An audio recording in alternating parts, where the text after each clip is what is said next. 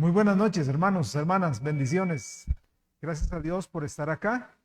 Las disculpas por empezar un poquito tarde, pero el tráfico era increíble.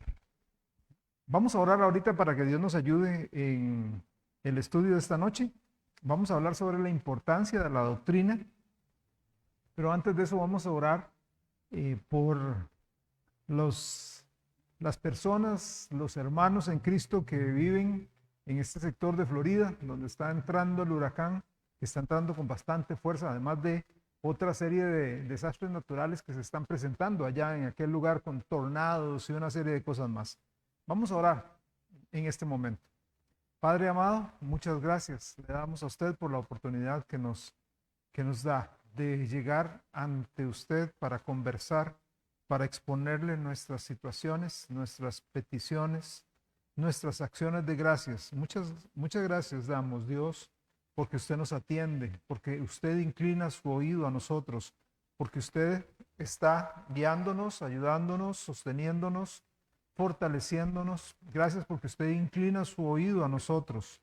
Quiero pedirle, Dios mío, por las personas que están en este sector de la Florida, siendo o enfrentando este huracán y las demás situaciones que están.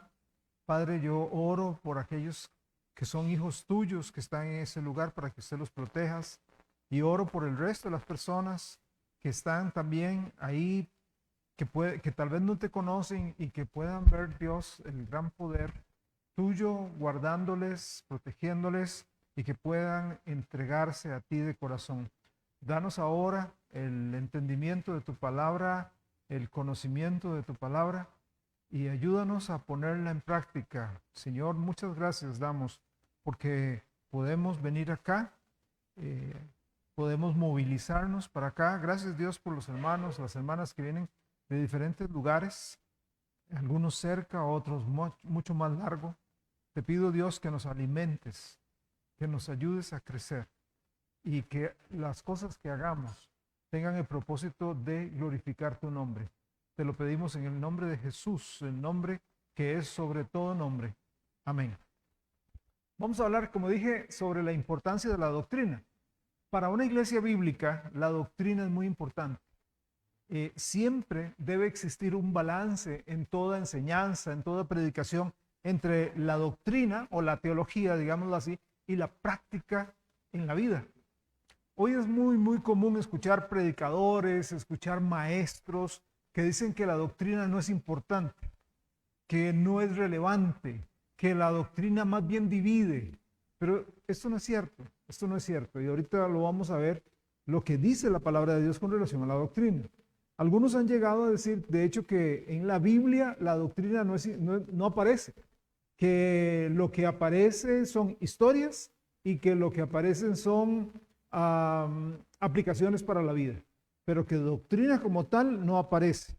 Pero en realidad no es así, que la doctrina es una invención de los hombres para dividir al cuerpo de Cristo, pero la realidad es que no es así. Ahorita lo vamos a ver. Vamos primero que todo a definir la palabra doctrina.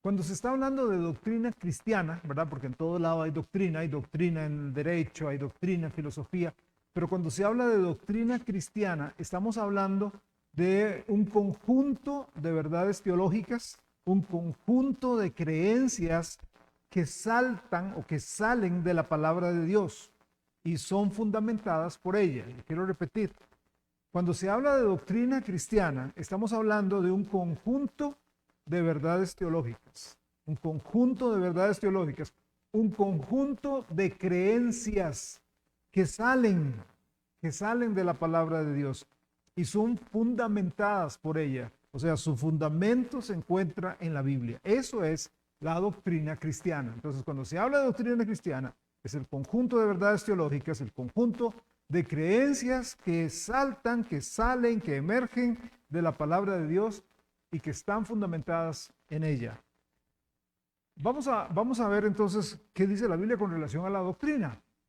El apóstol San Pablo está preparando a su joven pastor Timoteo, al pastor que quedó en la iglesia en Éfeso, un muchacho muy joven que empezó a pastorear una iglesia creciente, una iglesia fuerte, una iglesia dinámica.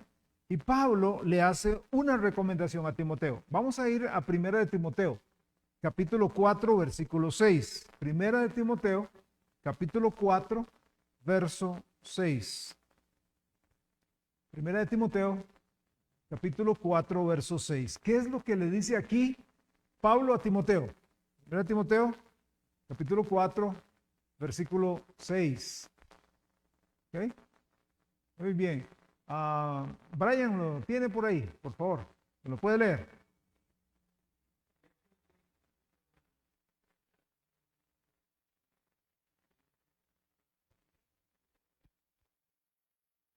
Gracias. Vea que le dice nutrido. ¿Nutrido de qué? De las palabras de la fe y de la buena doctrina. De la buena doctrina que has seguido. Pablo entonces le está diciendo a Timoteo, Timoteo, necesitas estar preparado, capacitado en la doctrina. ¿Ok? Siempre en Primera de Timoteo, siempre en el capítulo 4, pero ahora brincamos al versículo 16. Primera de Timoteo, capítulo 4, versículo 16. Primera de Timoteo 4:16. Tami, ¿lo tenés por ahí? Primera de Timoteo 4:16. ¿Lo puedes leer, por favor?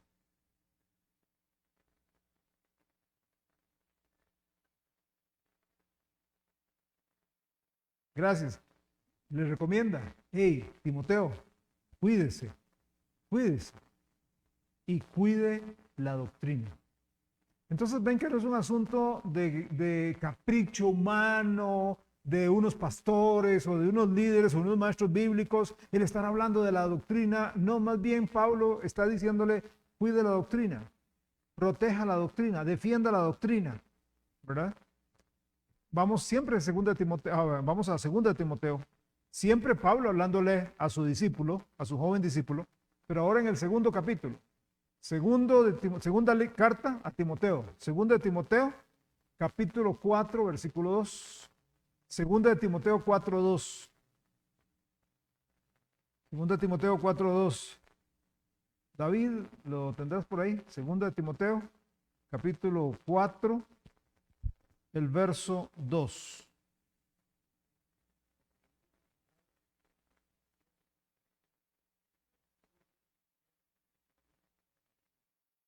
Gracias. Ojo lo que está diciéndoles. Le está diciendo, Timoteo, insta a tiempo y fuera de tiempo. Timoteo, redarguye, reprende, exhorta. Con paciencia, con paciencia. Porque no todos aprendemos a la misma vez. Hay gente que aprende más rápido, hay otros más despacito, unos son más visuales, otros son más textuales, unos van a un ritmo, otros van a otro, pero hágalo con paciencia y doctrina. Porque la doctrina es la carne, la doctrina es el cuerpo. La doctrina es por eso es tan importante en una iglesia. Si usted quita la doctrina, lo que queda es una flacidez, pura palabrería, mucha practicidad, muchas cosas prácticas, pero cuando vienen los vientos huracanados, usando las alegorías de ahora, cuando vienen los vientos huracanados, no está la solidez de la doctrina, ¿verdad? No está la solidez de la doctrina. Pablo, después de hablarle a su discípulo Timoteo, también le habla a la iglesia de Roma y les dice a los hermanos ahí algo con relación a la doctrina. Vamos entonces a Romanos, por favor. Vamos a Romanos, capítulo 16. Capítulo 16 de Romanos. Último capítulo de la carta a los Romanos, versículo 17. Romanos capítulo 16, versículo 17. Romanos 16, 17. Claudio, ¿lo tenés por ahí? Por favor.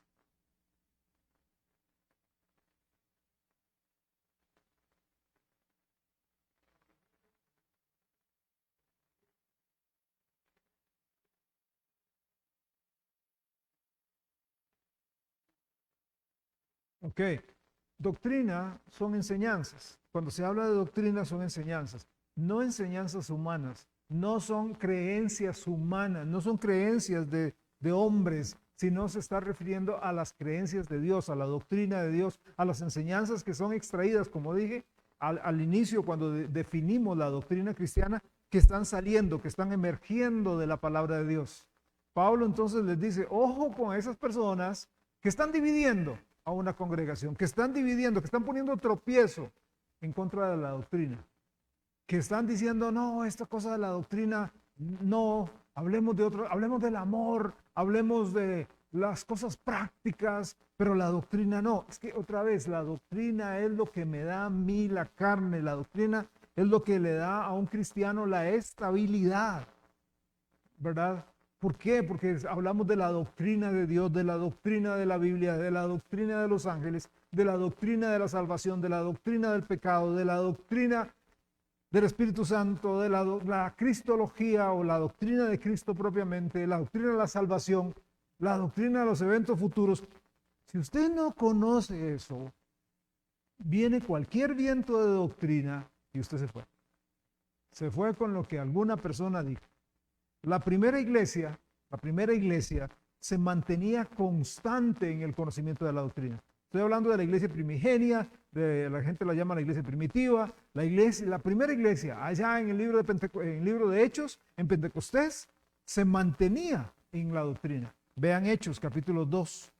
Hechos, el capítulo 2, versículo 42. Hechos, el capítulo 2, verso 42. Mientras usted lo busca, llamo mucho la atención a esto. ¿Por qué? Porque desafortunadamente, como digo, hoy por hoy, se le quita el mérito a la doctrina.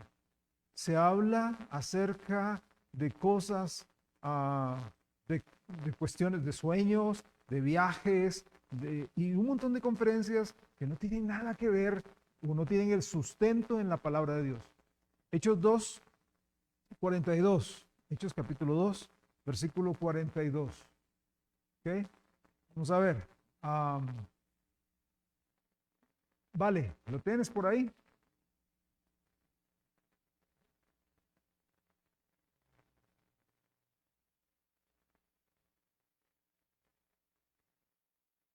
Perseveraba en la doctrina de los apóstoles. La iglesia primitiva perseveraba en la enseñanza de los apóstoles. ¿Cuál era la doctrina de los apóstoles? ¿Cuál era la doctrina de los apóstoles? Ok, para saber cuál era la doctrina de los apóstoles, vámonos a Mateo, capítulo 28, versículo 20. Mateo, capítulo 28. Quiero pedirle a mi hermano don Oscar, porfa, si me puedes leer. Mateo, capítulo 28. Ahí en Hechos acabamos de leer que la iglesia primitiva perseveraba en la doctrina de los apóstoles. Ok. ¿Qué dice Mateo 28, 20?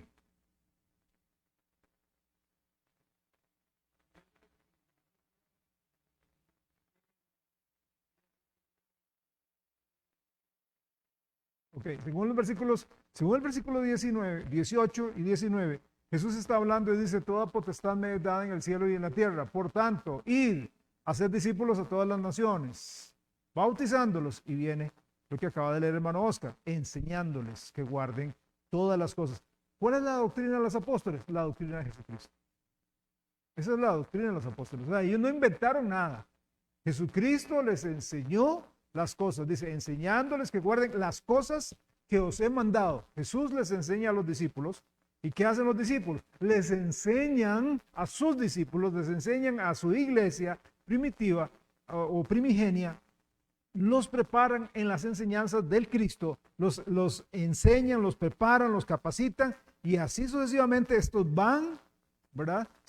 Van extendiendo la doctrina. Si usted recuerda, Pablo llegó a convertirse camino a Damasco. ¿Usted recuerda? Pablo era el perseguidor de la iglesia, iba camino a Damasco, tuvo una visión, cayó del caballo, quedó ciego, lo llevaron a una ciudad, le cayeron como escamas, le hablan, ¿verdad? Él tiene un encuentro camino a Damasco con Jesucristo, ¿verdad? El Señor le habla y le dice, Saulo, Saulo, ¿por qué me persigues? Dura cosa te es dar coces o patadas contra el aguijón. O sea, te estás dañando, Pablo. Y Pablo ahí da, y usted dice, ¿cómo sabe que él llegó a ser salvo? Por cómo él se dirige a Jesús. El hombre está tirado ahí, ciego, por esa luz incandescente. Y él le dice, ¿quién eres? Señor. ¿Quién eres, Señor? Llegó a reconocer. O sea, jamás de los jamás se iba a reconocer a Cristo como Señor, porque era el que andaba persiguiendo a la iglesia. Y él llega a reconocer a Cristo como Señor, lo meten a la ciudad y un discípulo, Dios le habla a un discípulo llamado Ananías y le dice, Ananías, vaya y háblele a Saulo.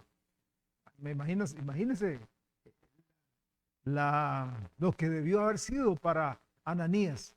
Vaya a ese perseguidor, a ese que, por cierto, lo andaba buscando hasta para matarlo, para meterlo a la cárcel, vaya y le habla. Y él va, obedientemente, me imagino como, seguro, Señor, sí, vaya, va, le habla, lo bautiza. Y si usted recuerda, porque eso hay que leerlo por otro lado en Gálatas, Pablo, digámoslo así, sale de la escena. Pablo ahí, después de este momento del bautismo, se desaparece. Nosotros cuando seguimos leyendo el libro de Hechos, parece, porque eso pasa en Hechos capítulo 9, y luego lo vemos ya en la iglesia en Antioquía, 9, entonces decimos así, 9, 10, 11, 12, 13, o sea, 4 capítulos, probablemente como 2 meses. En 2 meses ya Pablo era líder de una iglesia. No, Pablo, según Gálatas, él se fue a Arabia y ahí estuvo 3 años con el Señor. 3 años haciendo qué? 3 años siendo discipulado por el Señor. Claro, Pablo tenía bastante bagaje porque era fariseo. Él conocía la ley así, pero no conocía a Cristo. No conocía la ley de Cristo.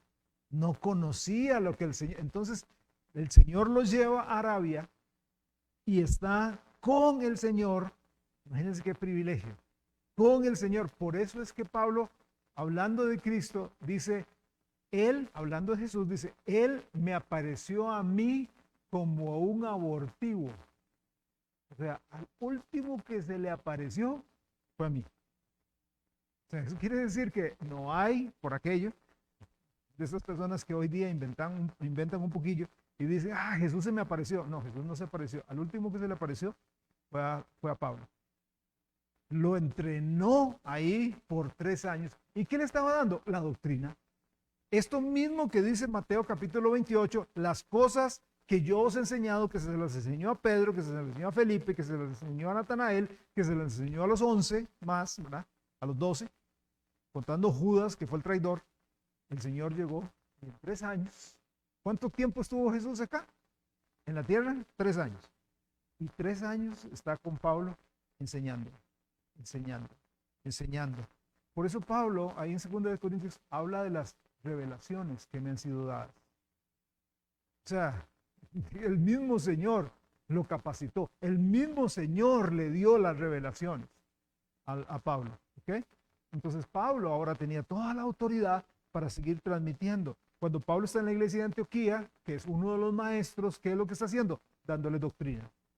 Cuando Pablo sale como misionero y se va a Pafos, Antioquía de Pisidia, Perge, etcétera, ¿qué hace Pablo? Establece iglesias, establece ancianos y da doctrina. ¿Para qué? Para que la doctrina mantenga firme a la iglesia, porque la doctrina es lo que mantiene firme una iglesia. Ahora, el alcance de la doctrina de los apóstoles es grande. Vea Mateo capítulo 5, Hechos capítulo 5, libro de los Hechos de los Apóstoles, capítulo 5, versículo 28. Hechos 5, 28. Hechos capítulo 5, verso 28. Hechos 5, 28. Diana, ¿vos lo tenés por ahí? Hechos 5, 28, por favor.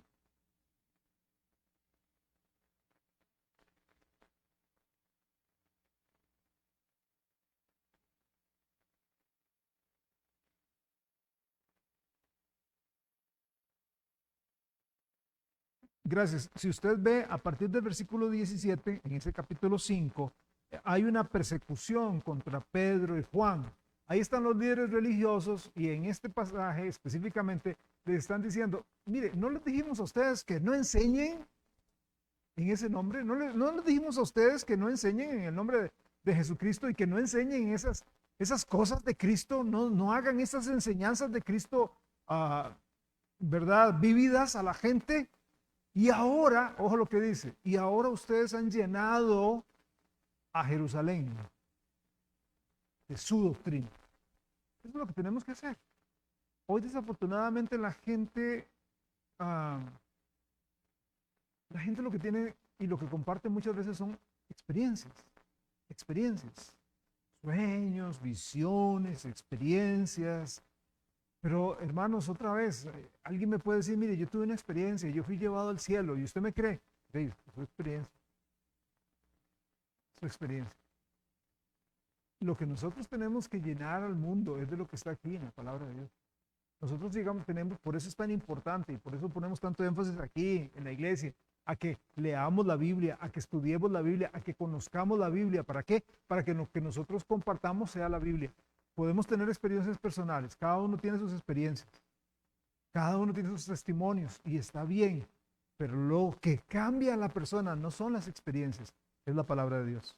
De hecho, cuando usted ve a Pablo hablando y a Pedro hablando, dice que es la palabra que ha sido sembrada en ustedes la que germina, es la palabra de Dios la que hace que uno llegue y diga, sí, soy pecador, sí, necesito cambiar, sí, yo quiero ser santo, sí, yo quiero ser diferente. Es la Biblia, ¿verdad?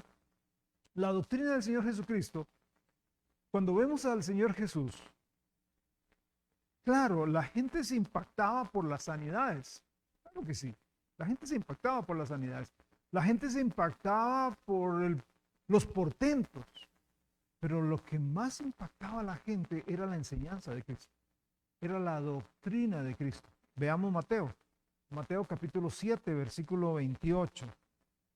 Mateo capítulo 7. Mateo capítulo 7, verso 28. Mateo 7, 28. Luana, ¿lo tienes por ahí? Mateo capítulo 7, por favor. Capítulo 28.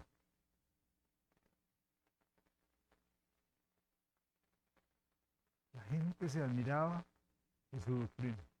Era su doctrina, era su enseñanza. Sí, claro, repito, una sanidad por acá, un milagro por allá, pero su doctrina. Eso era lo que impactaba a la gente. Mateo capítulo 22, siempre Mateo. Vamos al capítulo 22, versículo 33. Mateo 22, verso 33. Mateo 22, 33. Hermana Mara, ¿lo tienen por ahí, por favor? Mateo, el capítulo 22, versículo 33. Dice algo muy parecido a Mateo 7. Ok.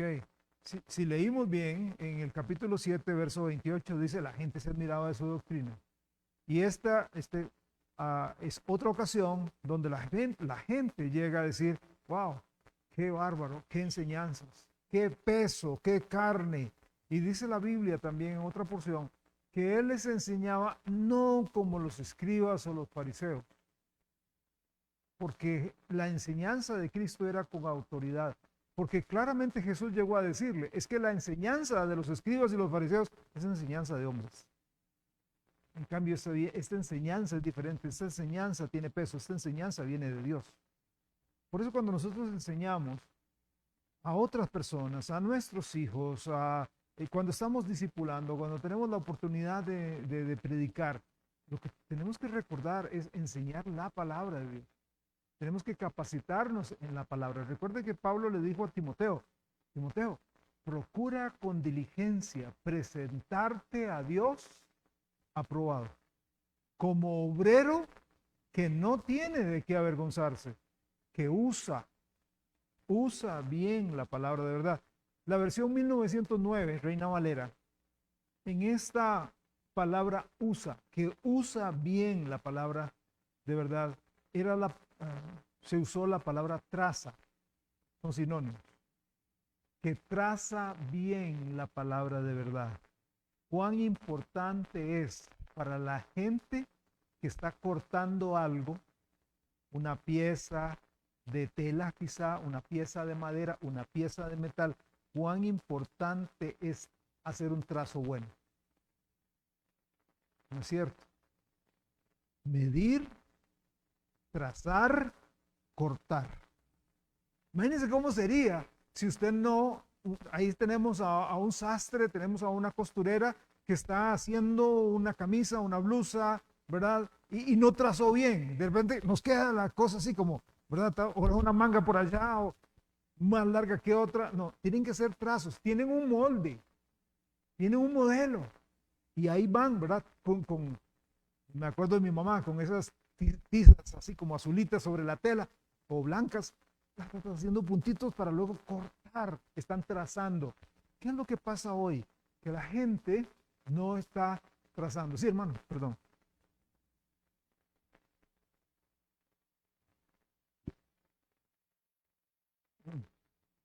Muy bueno, muy bueno. Y sí, para estar bien seguro que están midiendo, trazando bien. Ok, ¿qué es lo que pasa hoy? Lo que pasa hoy es que no se está trazando bien la palabra de verdad. De repente la gente hoy está aplicando profecías, o mejor dicho, perdón, promesas que son para Israel y se las está aplicando a la iglesia. Y está yendo a buscar promesas en el Antiguo Testamento y entonces nos hablan de que es que para nosotros Dios nos prometió esto y que el Señor nos prometió aquello y que prometió... Un momentito. De repente, si nos damos cuenta, esa promesa fue quizás solo para Abraham. Esa promesa quizás solo fue para Israel. ¿Sabe? Cuando vamos al Nuevo Testamento, Pablo hablando ahí en Primera de Corintios, nosotros vemos que hay tres grupos de personas. Que hay tres grupos. ¿Cuáles son? ¿Cuáles son esos tres grupos de personas que vemos en la Biblia? En el Antiguo Testamento, ¿de quiénes se hablaba mayormente? Sí se habla de otro grupo, pero mayormente en el Antiguo Testamento, ¿de quiénes se hablaban? De Israel, de los judíos, pueblo de Dios, los israelitas, ¿ok? Judíos. Pero también se habla de otro pueblo, los gentiles. Ahora, ¿a qué le suena a usted gentil?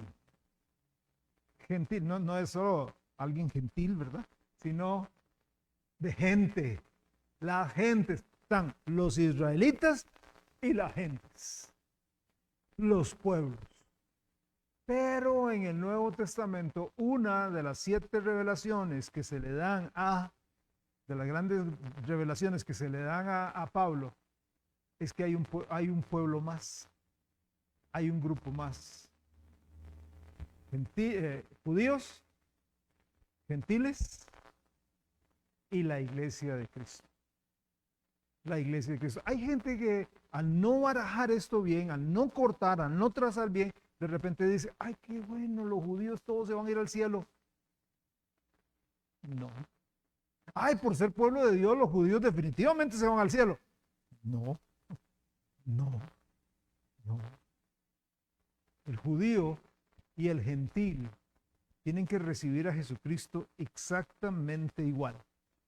Tienen que recibir al Mesías, tienen que recibir al Salvador. Y entonces, como dice Pablo, en Cristo ya no hay judío, ya no hay griego o gentil, ahora somos uno en Cristo. ¿Ven? Ajá.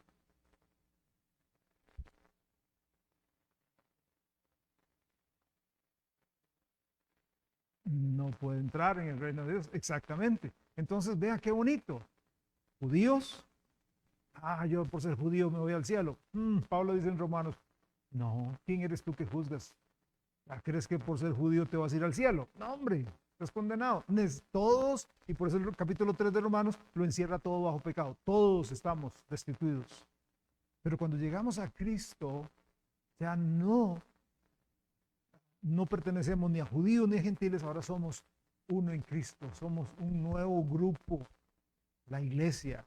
Y así como eso, hay un montón de cosas que también necesitamos trazar bien para poder enseñar la doctrina de Cristo a la gente. Ok, ahora, hay sana doctrina y hay mala doctrina. No todo lo que brilla es oro. No todo. Entonces, vamos a hablar un poquito de la sana doctrina. Segunda de Timoteo, capítulo 4, verso 3, por favor. Pablo aquí ahora le habla a Timoteo y le dice: hey, Timoteo, hay sana doctrina, pero hay que cuidarla. Segunda de Timoteo. Bueno, Ricardo, si lo tienes por ahí, segunda de Timoteo, capítulo 4, verso 3. Segunda de Timoteo 4, 3, por favor.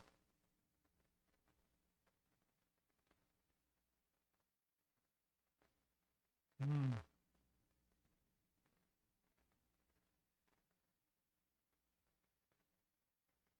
eh, qué bueno, ¿no es cierto?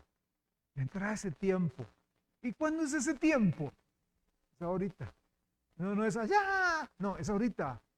Vendrá ese tiempo. Ahora. Cuando la gente, y me encanta, ¿cómo es que dice, hermano, otra vez esta versión?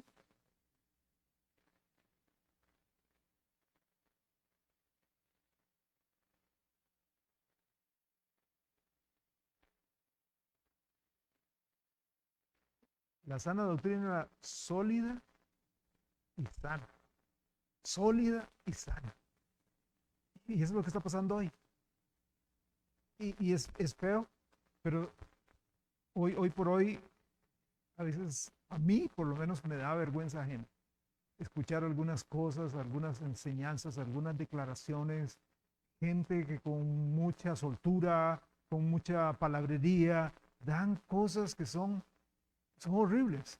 No hay solidez, no hay una base en lo que están diciendo, argumentos sumamente débiles, que si usted conoce la Biblia puede llegar y sentarse y decir: un momentito, pero vea lo que dice la Biblia, y destrozar eso. Estamos viviendo, la gente tiene comezón de oír, quiere oír, quiere oír, entonces se amontonan. Cuando alguien dice: yo tengo palabra de Dios, de verdad, qué bueno, uy, sí, porque echaron 2 o 3 versículos por aquí, por allá, y entonces tiene un pringuecito, un saborcito a Biblia. Entonces, qué chiva, qué bueno. No, no, momento. ¿Qué dice la palabra en serio? Eso lo enseñó Cristo, eso lo enseñó Pablo, eso lo enseñó Juan. Vamos a Tito. Tito, capítulo 2, versículo 1. Aquí está Pablo preparando a un segundo discípulo en el pastorado. Ya estaba hablándole a Timoteo y ahora va a Tito, capítulo 2. Capítulo 2. Tito se había quedado recuerda que Timoteo lo había dejado en Éfeso y a Tito lo mandó a un lugar feo, lo mandó a Creta. Creta. Y cuando, si usted ha leído Tito, a mí se me paran los pelos cuando leo de ese lugar. Pablo dice, son como, bueno, de ahí en Creta es donde vienen unos famosos desfiles donde la gente mataba a los animales, les quitaba su cabeza, ¿verdad? Y sus pieles, les sacaban todos, no sé, me imagino, ¿verdad? Y se los ponían. Eran esos desfiles donde sale el toro, pero es una persona que mató un toro y se puso no los cuernos del toro, no, se puso la cabeza del toro, le sacó todo y se lo puso, y el pellejo, y de un chancho, es horrible. Pablo dice, son como animales. Bueno, Pablo deja a Tito ahí, y en el capítulo 2, versículo 1, llega a decirle lo siguiente. Hermano Randall, ¿me lo podrían leer, por favor? Capítulo 2, verso 1. Sí. Hey, ahí está. Lo que usted vaya a hablar, lo que usted vaya a enseñar, tiene que estar de acuerdo con la sana enseñanza. Recuerde que doctrina es enseñanza. Tiene que estar de acuerdo con la sana enseñanza. Tito, no salgas con, ¿verdad? Hablando muy coloquialmente, Tito, no salgas con habladas, ¿ok? No metas cuentos, no metas una larga, una corta, enseñar la sana doctrina. Lo que cambia a la gente es la sana doctrina, la buena doctrina, la doctrina pura, la doctrina sólida. ¿Qué se debe hacer con la sana doctrina? ¿Qué se debe hacer? Ok, volvamos a Timoteo. Segunda de Timoteo. Segunda de Timoteo. El capítulo 2, versículo 15. Segunda de Timoteo, capítulo 2, verso 15. Brian, lo tenés por ahí, por favor. Segunda de Timoteo, capítulo 2, verso 15.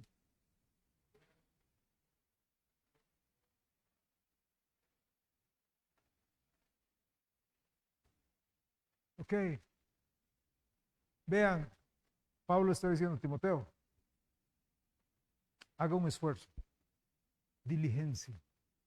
Usted tiene que ser diligente en prepararse, en capacitarse, ¿verdad? Hay otra parte también por ahí donde le dice Pablo a Timoteo, hey, tienen que estar firmes, tiene que retener la doctrina que usted ha aprendido, sea por palabra o sea por carta, sea de manera verbal o sea porque yo se lo escribí, pero usted tiene que mantener la buena doctrina, tiene que mantener la sana doctrina. Pero así como hay doctrina buena, así como hay doctrina verdadera, así como hay doctrina correcta, también hay doctrina falsa. Tristemente eso es lo que hoy día abunda, la falsa doctrina. Acompáñeme al Antiguo Testamento, acompáñeme a Isaías. Esto de la falsa doctrina no es algo nuevo, no es algo que salió hasta ahora. Sí.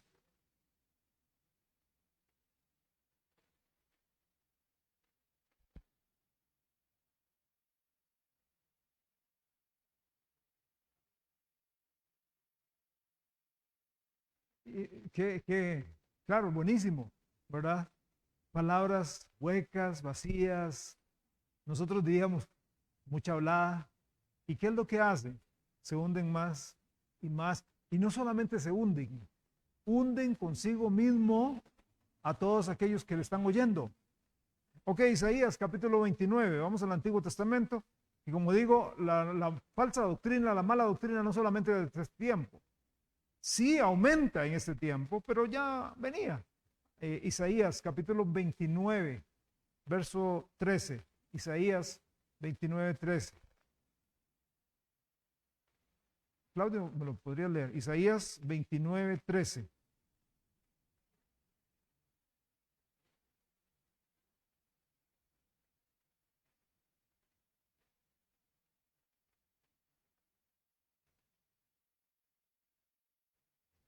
Es un mandamiento, o sea, le temen a Dios, no por la genuina enseñanza de la palabra.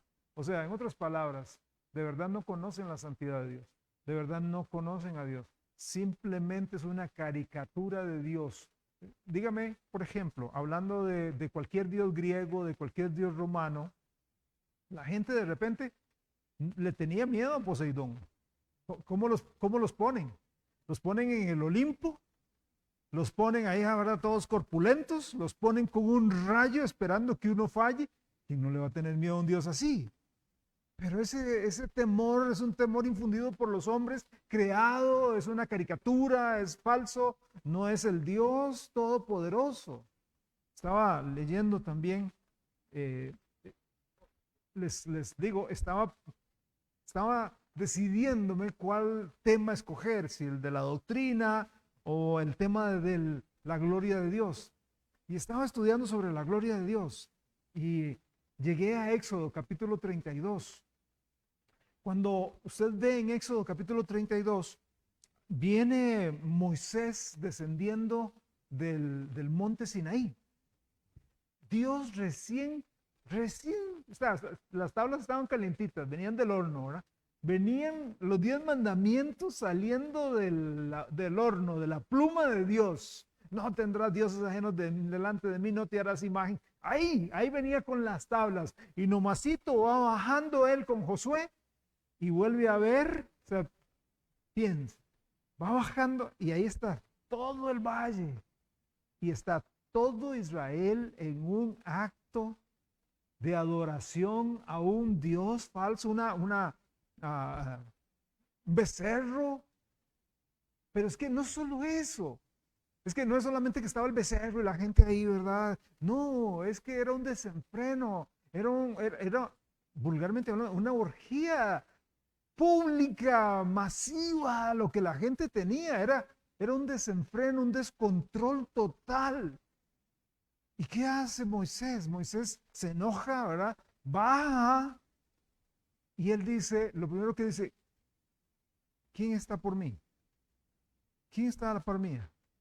Para darle la gloria a Dios. La tribu de Leví dijo, nosotros estamos. ¿Y qué es lo que hace? Lo que hace es, ok, tome cada uno ahora su espada y vaya y mate a su hermano, a su padre, a su madre, a sus familiares, mate a todos mundo, todos los que están practicando eso. Lógico, nosotros no vamos a hacer eso.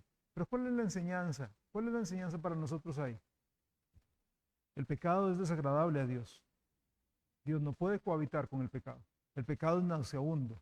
Y si usted de verdad quiere glorificar a Dios, y si usted de verdad quiere vivir en santidad, usted tiene que ser drástico con el pecado. Hay que cortarlo. Así, cortarlo de tajo. Pero desafortunadamente hoy lo que hacemos es coqueteamos con el pecado. ¿Verdad? No, el pecado es drástico. No es que vamos a matar a una persona que está haciendo otras cosas incorrectas. El punto para nosotros ahora en el Nuevo Testamento es, hey, si hay algo que me está de verdad apartando de la gloria de Dios, si hay alguien que me está apartando, si hay alguna práctica, si hay algún vicio, si hay alguna situación que me está apartando de verdad de darle la gloria a mi Dios, yo tengo que cortarlo. Tengo que matarlo, tengo que quitarlo, tengo que erradicarlo, tengo que eliminarlo. ¿Por qué? Porque mi Dios es santo. Ese es el temor que viene al corazón. No es solamente una reverencia, un respetito, no, es mi Dios es fuego consumidor. Mi Dios es fuego consumidor. Ahora estábamos oyendo así rápidamente mientras terminamos de necesitarnos las noticias de este huracán que está entrando. Y qué increíble, ¿verdad? Está el huracán y hay tornados a la misma vez. O sea, es que usted dice, no solo el huracán, tornados también por acá, por allá. De verdad, es ponerse a pensar en el poderío de la naturaleza y que Dios puede controlarlo. Que Dios puede llegar y decir, calla, enmudece y todo se aplaca. Ese es el Dios que tenemos. Pero aquí la gente en Isaías está diciendo, ¿sabe? Hay gente que tiene temor. Sí, tiene temor de mí, pero no es enseñanza mía. Es enseñanza de hombres. Jesús repite eso. Mateo capítulo 15. Mateo capítulo 15. Versículos 7 al 9. Mateo capítulo 15. Mateo capítulo 15, versículos 7 al 9. Hermana, ¿me podría leer? Sí, por favor. Mateo 15, versos 7 al 9.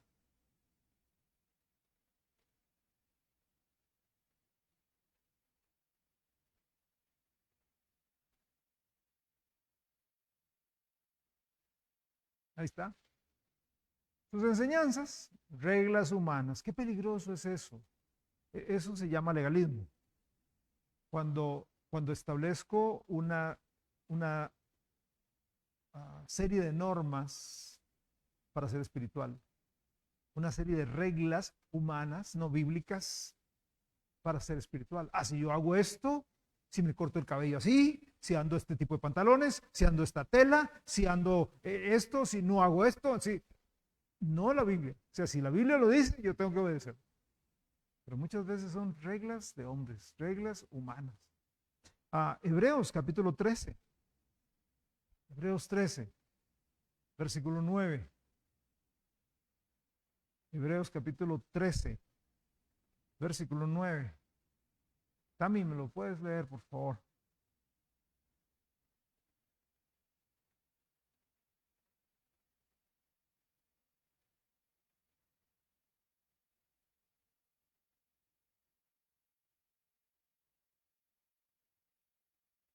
Pablo, Pablo, ¿verdad? El escritor de Hebreos, yo creo que fue Pablo, pero el escritor de Hebreos dice, mire, no se deje llevar de las doctrinas. Hay doctrinas diversas y doctrinas extrañas. Hermanos, si hay algo raro, si a usted le suena una enseñanza rara, ¿verdad? Que no tiene un sustento bíblico, uno tiene que frenar y poner un signo de interrogación.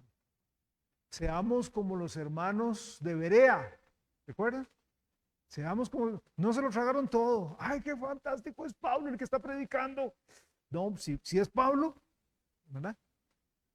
Sí, ¿verdad? Póngale la firma, es Pablo. O cualquiera diría hoy, y si huele rico, está bien peinado y tiene buena ropa, entonces ese es, no. ¿Qué hizo la gente? Gracias, Pablo, qué buena enseñanza. Pero vamos a ir a nuestra casa y vamos a ir a examinar para ver si lo que usted predicó está de acuerdo a la sana doctrina. Eso es lo que deben hacer. Eso es lo que deben hacer siempre. Eso es lo que deben hacer conmigo. Cualquier persona que predique en este púlpito. Nosotros tenemos la consigna y uno de mis deseos más grandes, pero a la vez de mis temores, es que la iglesia en algún momento llegue a desviarse. Yo espero que nunca. Pero yo espero que ustedes respalden el asunto de, pastor, bueno, un momento, es que usted enseñó esto y viera que no me calza con esto y con aquello y con aquí y con allá. Y yo le voy a decir, a veces la gente tiene miedo. Hay gente que me ha dicho, es que yo no sé si usted se va a enojar. Yo no me voy a enojar. No me debo enojar. No tengo por qué enojarme. Porque yo soy un hombre igual que cualquiera. Soy pastor, pero no soy perfecto. No soy perfecto.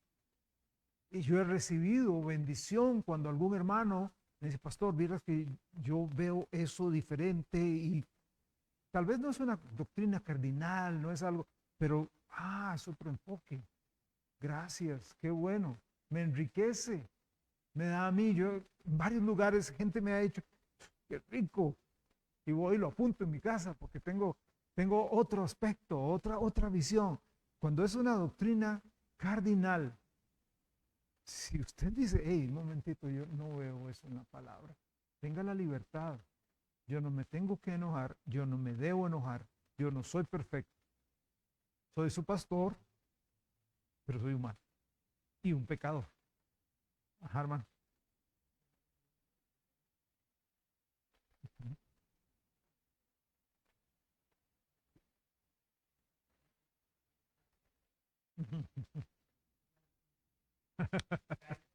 Sí, sí,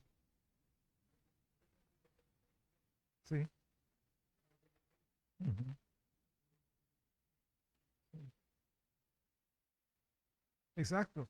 Lo que uno recibe por medio de la predicación, por medio de la enseñanza, debe motivar al pueblo de Dios para ir, sentarme y empezar a revisar a ver si estas cosas son así.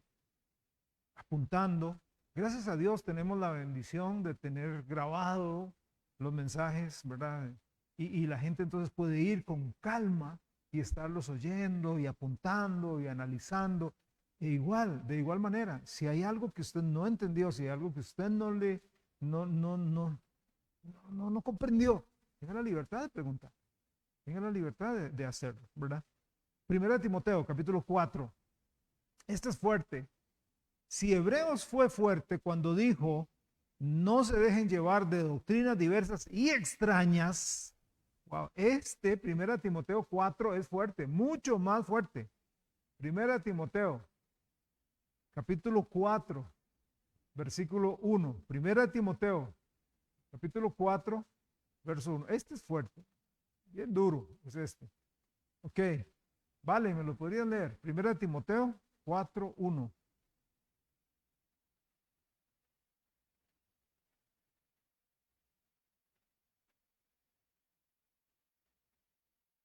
Qué tremendo. El Espíritu Santo, claramente dice en los postreros, repito, no es en los postreros allá, no, estamos en los postreros, estamos en los postreros.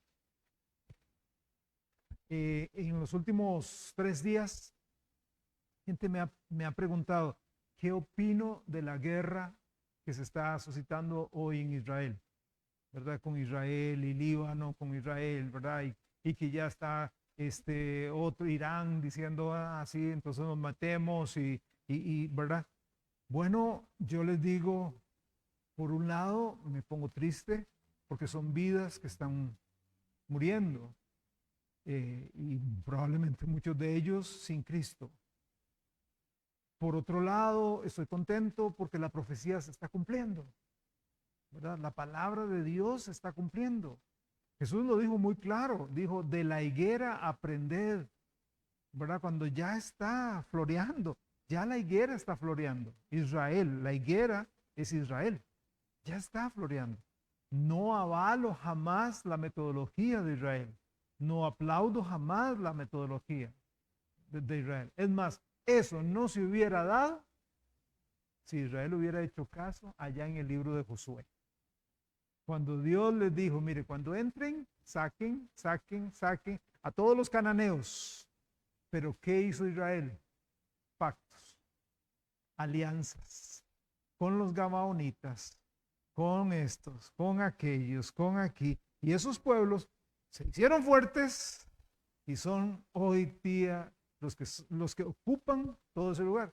Como le decía yo a esas personas, mire, Israel lo que está haciendo es recuperando el terreno que Dios le prometió, que debieron haber ocupado allá en el libro de Josué.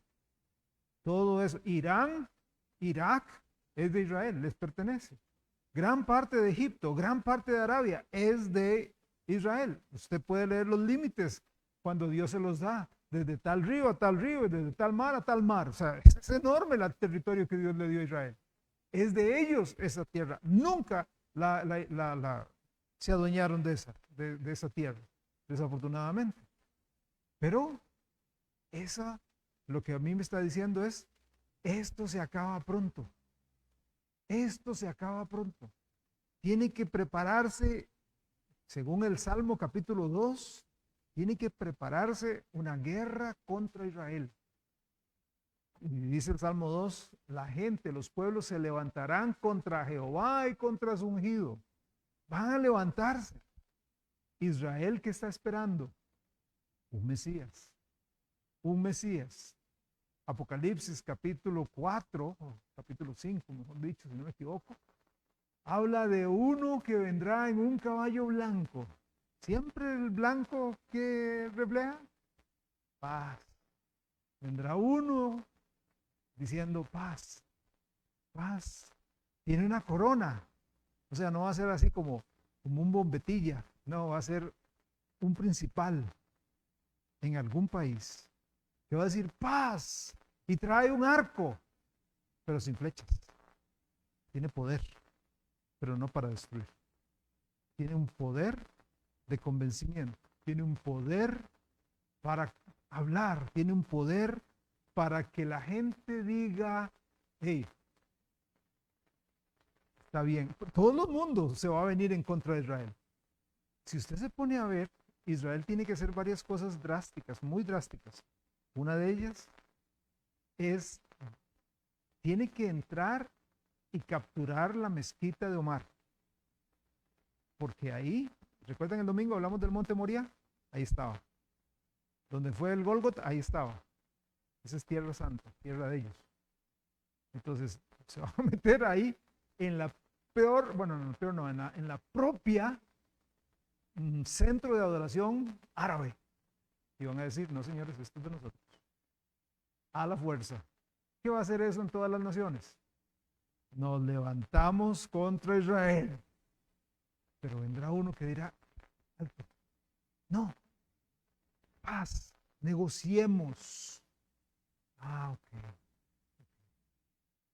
Y el mundo entero va a decir, entonces no era Cristo. Y los judíos van a decir, ven, este es el libertador que queríamos. Este es nuestro Simón Bolívar. Este es nuestro José Martí. Este es nuestro Che Guevara. Este es. Ven, que Jesús no era. Porque en realidad el judío no aceptó a Cristo porque lo que quería era un guerrero, un líder militar que le dijera a Roma, señores, hasta aquí. Ya no más explotación para mi pueblo. Pero cuando llegaron donde Jesús y le dijeron, Señor, Usted es el rey. ¿Qué dijo Jesús? Mi reino no es de este mundo. Ah, no, entonces yo pensé que sí. Usted sana, no tenemos seguro, no necesitamos seguro social.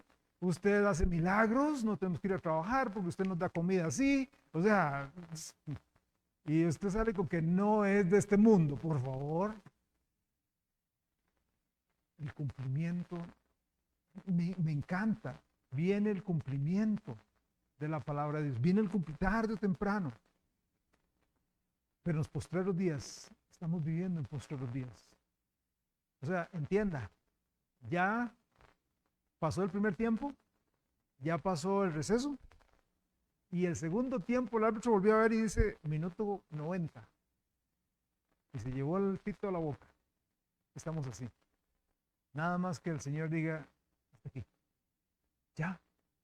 ¿Y qué más falta? Nada. Todas las profecías antes del arrebatamiento ya están cumplidas. Todas ya están. Pero, ¿y no es cierto que se tendrá que predicar la palabra en todo? Sí, en la tribulación. Sí. Sí, los 144,000 sellados tendrán la misión de ir y predicar el evangelio del reino a todas las naciones. Sí, en la tribulación. Porque ya el evangelio del reino ha sido predicado en todo lado. No, pero Turquía, el evangelio empezó allá. Y si usted ve lo más bello de la profecía bíblica, es que aquí está el punto de inicio. ¿Dónde inicia la historia humana? ¿En qué lugar? Por ahí, ¿verdad? Mesopotamia, Irak, ahora toda la tierra fértil, ahí empezó. Ahí estuvo, según los muy estudiosos, el jardín del Edén, en un lugar en Irak. ¿Verdad? Ahí está.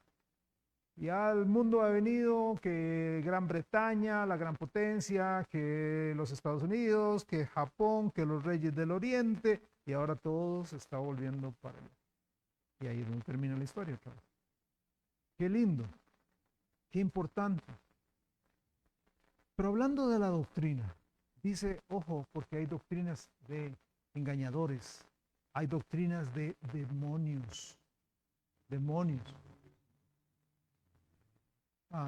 Casi para terminar, tengamos mucho cuidado cuando alguien nos dice, el Señor, y creo que hice mención esto, no sé si fue hace 8 días o el lunes, el domingo pasado. Tengamos mucho cuidado cuando alguien nos dice, es que Dios me dijo, eso es muy peligroso. Es que Dios me dijo, Dios hoy, y usted lo puede ver en el libro de Hebreos, Dios hoy se revela a través de su Hijo en este libro. Es muy peligroso cuando supuestamente Dios me revela a mí un secreto, ¿sabe? Así empiezan las grandes sectas.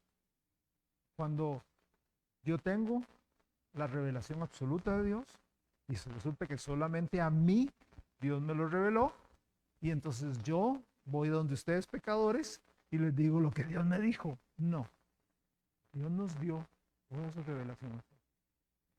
Muchas, hablando de doctrina, oigan esto. Lo escribió un señor llamado Warren Wiersbe. Warren Wiersbe es un estudioso. Dice, muchas canciones no solo no enseñan doctrina, sino que muchas incluso enseñan falsas doctrinas. Un cantante no tiene más derecho a cantar una mentira que un maestro tiene de enseñar una mentira. ¿Cómo es que hoy muchas iglesias han llegado a afectarse doctrinalmente? No empezó por la predicación, empezó por las canciones. ¿No le parece a usted que es tan interesante cuando usted habla con algunas de las iglesias modernas que cuando usted les dice, mire de los himnos, ¡ay no! Eso ya pasó de moda. Los himnos, no. Prefieren muchas de las canciones modernas y muchas de esas no tienen teología, muchas de esas no tienen una buena doctrina. De hecho, algunas son como muy románticas. Usted no sabe ni a quién le están cantando. Pues usted puede dedicarle eso a un novio, o a una novia, a un esposo, a una esposa, porque a Dios ni a Jesús se menciona para nada. ¿Sí? Concluyo con esto. Son los mensajes que nosotros oímos desde los púlpitos de la radio, de la televisión, provenientes del corazón de Dios o están preparados para hacernos cosquillas en los oídos? Lo que se enseña a los niños, a los jóvenes, a los adultos en las iglesias, ¿realmente es la Biblia o son historias, pensamientos humanos con cierto barniz de Biblia? Los consejos dados desde el púlpito o uno a uno tienen un énfasis en la palabra transformadora de Dios, en la psicología del que entiende perfectamente la psique del ser humano, que es Dios, o está basada en la psicología humanista. Pablo tenía una gran preocupación. Pablo lo dijo así, lo voy a leer, en Efesios 4:14, y con esto termino. Efesios 4:14, Pablo dijo, para que ya no seamos niños fluctuantes, llevados por doquiera de todo viento de doctrina, por estratagemas de hombres que para engañar emplean con astucia las artimañas del error. Y este mismo versículo en la Nueva Traducción Viviente dice así. Recuerden que la Nueva Traducción Viviente es una paráfrasis. Dice así, entonces ya no seremos inmaduros como los niños. No seremos arrastrados de un lado a otro, ni empujados por cualquier corriente de nuevas enseñanzas. No nos dejaremos llevar por personas que intenten engañarnos con mentiras tan hábiles que parezcan la verdad. Por eso hay que cuidar la doctrina. Vamos a orar. Dios, ayúdanos, como dice 1 de Juan 4, a probar los espíritus para ver si son de Dios. Ayúdanos, Padre amado, a tener cuidado, Señor, de lo que oímos y aquellos que enseñamos. Ayúdanos a tener cuidado de lo que vamos a transmitir a un grupo pequeño, a una clase, en un discipulado uno a uno o a una congregación. Señor, cuídenos para que siempre enseñemos la sana doctrina. Te lo pedimos en el nombre de Jesucristo. Amén. Que el Señor les bendiga grandemente, que Dios les guarde. Allá atrás hay cafecito, hay un fresquito para que podamos compartir unos con otros. Dios les lleve con bien a la casa. Bendiciones. Tengan una buena noche.